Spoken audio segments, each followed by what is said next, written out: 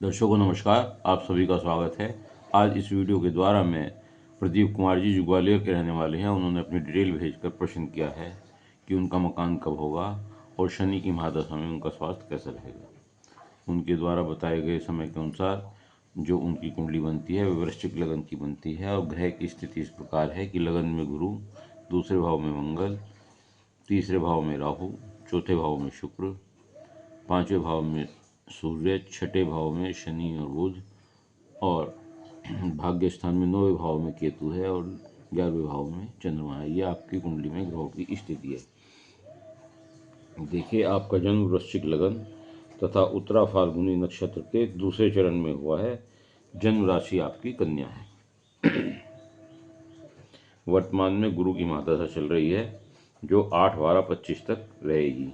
इसके बाद शनि की महादशा शुरू होगी। जहाँ तक आपके मकान का प्रश्न है तो गोचर में गुरु आपकी कुंडली में अष्टम में बैठे हुए हैं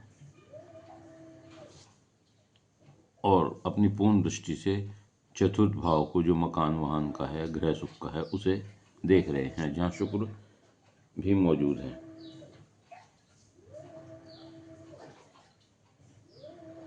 और गुरु की महादशा आपको चल रही है इसमें वर्तमान में।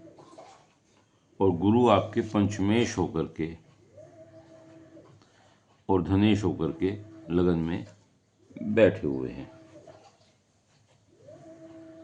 इस कारण मकान का एक योग तो वर्तमान में चल रहा है। वैसे शनि की महादशा में कुछ व्यवधानों के बाद मकान बनने का पूर्ण योग बनता है, क्योंकि चौथे भाव का स्वामी भी शनि है। अब आपने दूसरा प्रश्न किया है कि शनि की महादशा में स्वास्थ्य का कैसा रहेगा।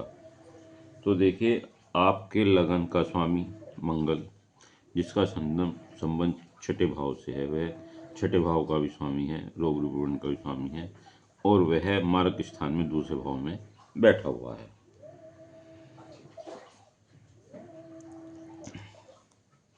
अर्थात मंगल आपके स्वास्थ्य के लिए ठीक नहीं है, लगन की स्थिति ठीक नहीं है।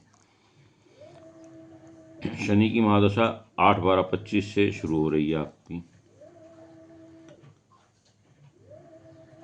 जो आपको शनि यहाँ बैठ करके कानूनी परेशानियां और उलझने, कोर्ट कचहरी के चक्कर लगवाने में समय लगवाएगा या मुकदमों के पैरवी करने में आप व्यस्त हो सकते हैं।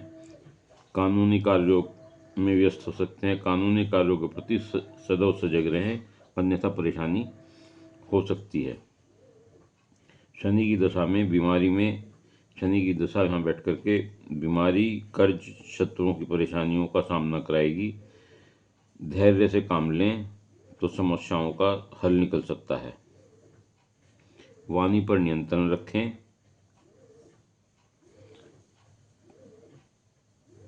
पेट की बीमारी हो सकती है, हड्डियों की बीमारी हो सकती है, कमर की रीढ़ की हड्डी की प्रॉब्लम हो सकती है, अल्जाइमर हो सकता है, मित्रों से ईर्ष्या के शिकार हो सकते हैं।